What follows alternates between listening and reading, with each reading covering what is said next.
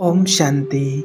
घर में सुख शांति लानी है तो दहलीज के अंदर आते ही यह दो कर्म जरूर करें। आज हर कोई अपने परिवार में सुख और समृद्धि लाना चाहते हैं। परिवार में सुख समृद्धि लाने के लिए बहुत सारे लोग प्रयास करते हैं। कई बार घरों में हवन करते हैं, सुख शांति के लिए पूजा अर्चना करते हैं।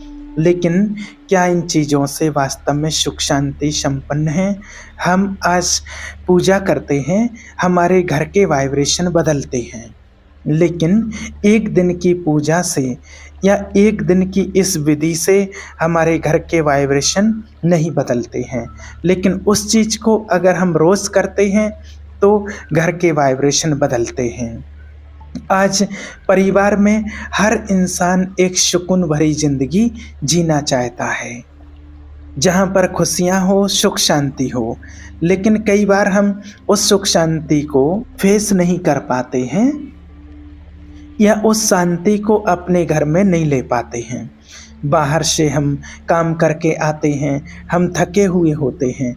कई बार इतनी थकावट होती है कि हम घर में आकर के सोचते हैं कि चलो यहाँ घर में तो शांति मिलेगी, और घर में जैसे ही कदम रखा तो पता चलता है कि घर का माहौल नेगेटिव है, घर के माहौल में दुख है, अशांति है।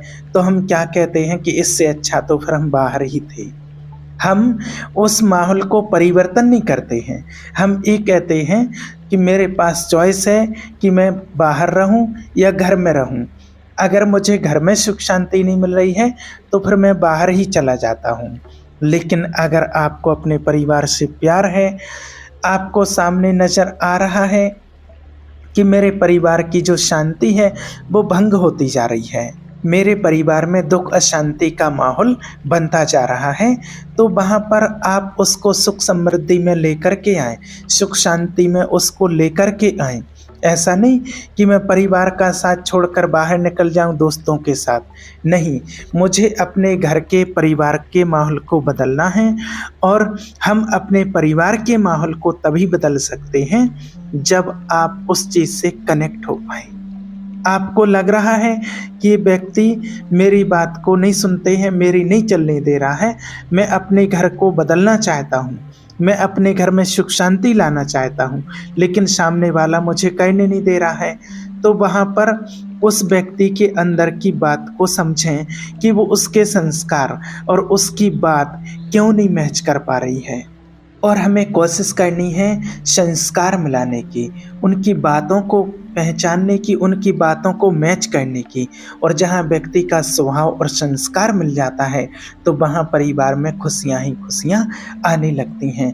आज जितने भी परिवार टूट रहे हैं, आज जितने भी परिवार में लड़ाई झगड़े हैं, तनाव का माहौल बना हुआ है, वो सिर्फ एक ही चीज़ है कि उनके संस्कार मैच नहीं हो रहे हैं। आज दुनिया में कहा जाता कि मैचिंग का ज़माना है, हर चीज़ की मैचिंग चलती है।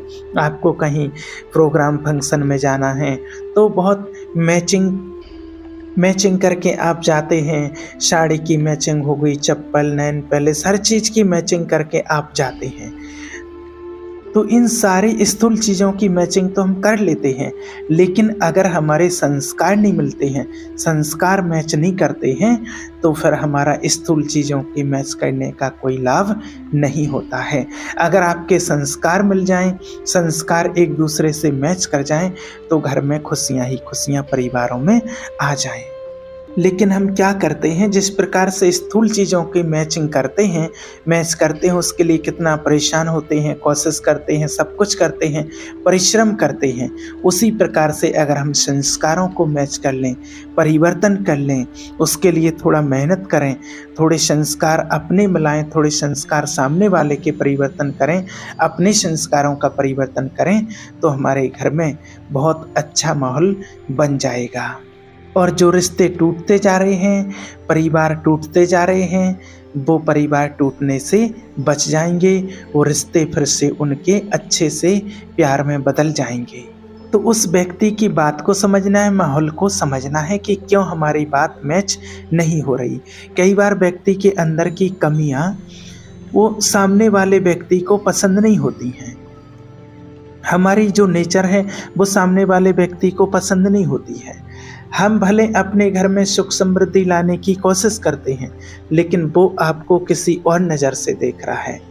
तो वहाँ पर अपने मन के अंदर उसके लिए एक पॉजिटिव दिशा बना दें, क्योंकि जो व्यक्ति अपने जीवन में हमेशा आगे बढ़ता है तो उसकी लाइफ में भी बहुत सारी प्रॉब्लम्स आती है। लेकिन अगर आपके घर में भी दुख अशांति का माहौल है तो आप यहाँ पर ये 2 कर्म बहुत ज़रूरी करें, जिससे आपके घर में जो दुख अशांति का माहौल है वो एकदम से सुख शांति में बदल जाएगा। आपके घर में सुख समृद्धि दोगुनी हो जाएगी।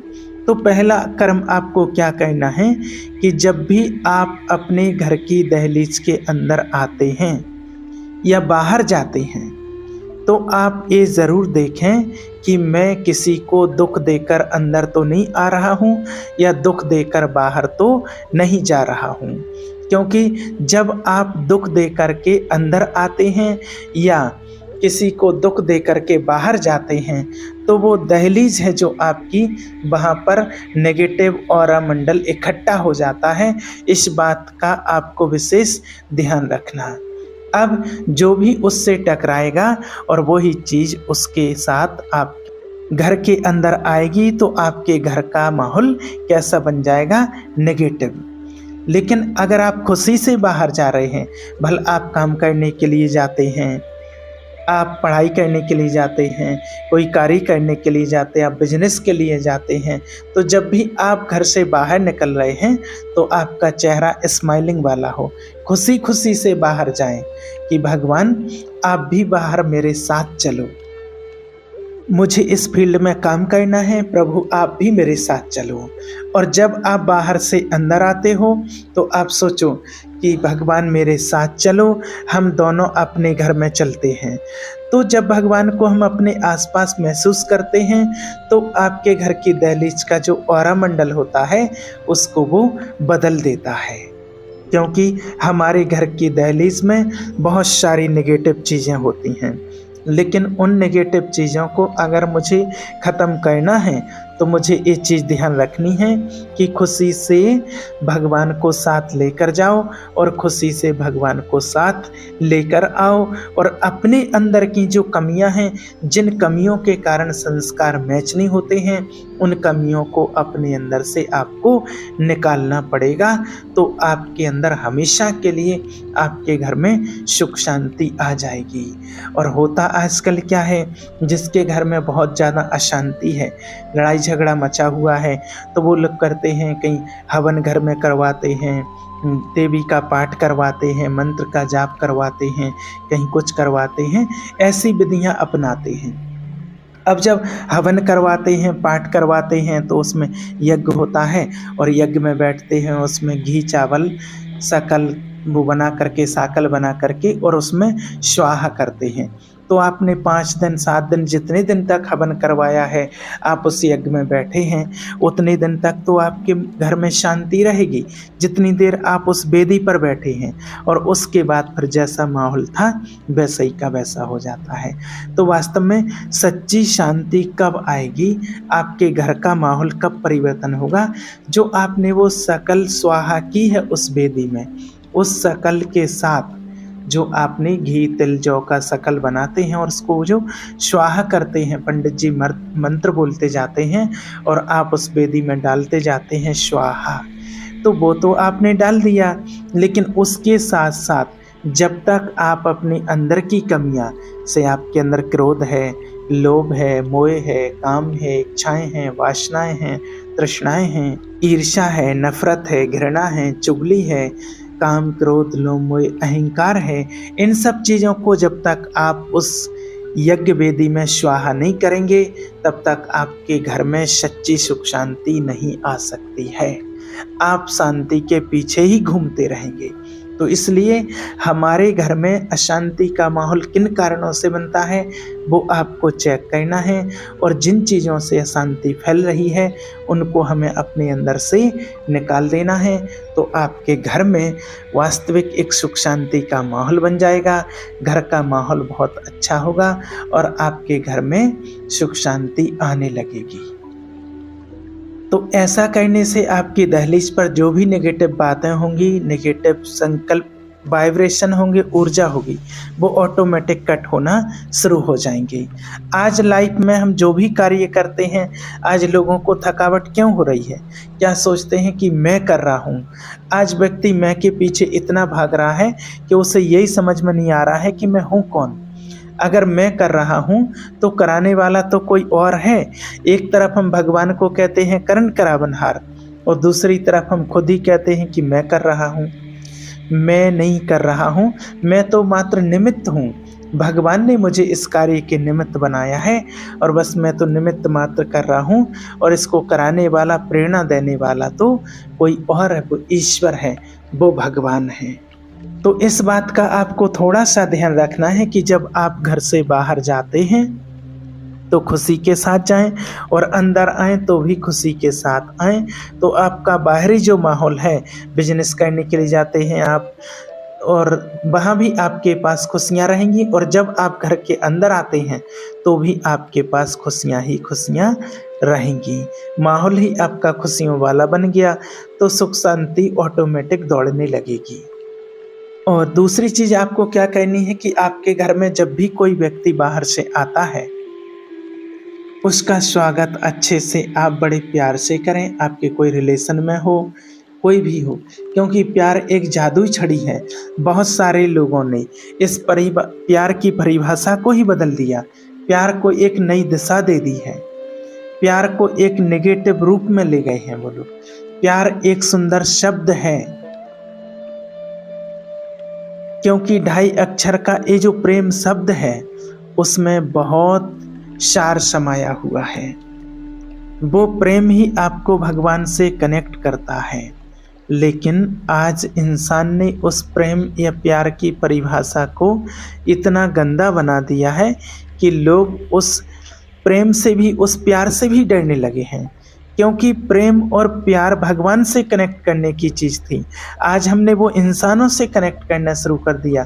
क्योंकि प्यार इसने में भी अब स्वार्थ आ गया है, क्योंकि इस दुनिया में बिना स्वार्थ के कोई काम नहीं होता है। तो जब आपके घर में कोई व्यक्ति आता है तो वहाँ पर आप अपने चेहरे पर, क्या होता है कि अचानक कोई घर में आता है तो आपके घर के माहौल को परिवर्तन कर देता है। तो वहाँ पर आप हमेशा याद रखें कि आपको अपने घर के माहौल को बदलना है, तो उसे आप पॉजिटिव वाइब्रेशन दे दें। और पॉजिटिव वाइब्रेशन कब होंगे आपके घर में? जब आप भगवान का ध्यान करते हैं तो पॉजिटिव वाइब्रेशन बनेंगे। बहुत सारे लोग सुबह सुबह पूजा पाठ करते हैं, आपके घर में मंदिर है तो उसकी साफ सफाई करते हैं, दीपक जलाते हैं, अगरबत्ती लगाते हैं, अगरबत्ती जलाते हैं। तो जो भी आपका दिल करता है बहुत अच्छी बात है, इसको आप अच्छे से करें और अच्छी विधि विधान से करें। और जब आप दीपक जलाते हैं तो सोचें कि भगवान, इस दीपक को मैं रोज़ जगाता हूँ, वैसे ही मेरे घर की जितनी भी अशांति है, जितने भी दुख हैं, जितने नेगेटिव वाइब्रेशन हैं, परेशानियाँ हैं, वो इस रोशनी से ख़त्म हो जाएं। क्योंकि दीपक की लौ क्या करती है? अंधकार को मिटा देती है और प्रकाश लाती है। वैसे ही सोचें कि जब स्थूल दीपक प्रकाश ला सकता है तो क्या मेरी आत्मा का दीपक प्रकाश नहीं ला सकता है? ला सकता है। लेकिन बस मुझे थोड़ा सा प्रयास करना है कि मुझे अपनी आत्मा की ज्योति को भी जलाना है, क्योंकि वही बुझी हुई है और इंसान बुझाता रहता है, भूल जाता है। तो वहाँ पर दूसरी चीज़ है आपके घर का जो आप ज्ञान या ध्यान करते हैं उसी विधि पूर्वक करें, तो आपके घर के माहौल में सुख शांति बढ़ जाएगी। और जब आप उस चीज़ को विधि पूर्वक नहीं करते, चाहे वो ज्ञान हो या ध्यान हो, ये दोनों चीज़ें आपके घर का सुरक्षा कवच बनेगी और आपके परिवार में कभी दुख शांति नहीं आने देगी। अगर आप अपने घर में ज्ञान और ध्यान कंटिन्यू करते हैं, क्योंकि ज्ञान और ध्यान दोनों शब्द एक प्योर हैं। ज्ञान के बिना ध्यान अधूरा है और ध्यान के बिना ज्ञान अधूरा होता है, और दोनों ही परमात्मा से कनेक्टेड हैं। तो वहाँ पर घर में अपने घर में जब भी आप पूजा पाठ करते हैं या कहीं पर भी आप ज्ञान सुनने के लिए जाते हैं, वहाँ से बहुत प्योर वाइब्रेशन लेकर के आएँ और वहाँ पर अपने घर में उन वाइब्रेशन को बरसाएँ। तो जब भी आप घर के अंदर आएँ, दहलीज के अंदर आएँ, तो ज्ञान सुन कर के आ रहे हैं और फिर ऐसा सोचें, भगवान आपने मुझे बहुत अच्छा ज्ञान दिया है और मैं अभी अपने परिवार के अंदर डालूँगा, ताकि मेरा परिवार हमेशा खुशियों से झूमे और सुख समृद्धि हमेशा बनी रहे। ओम शांति।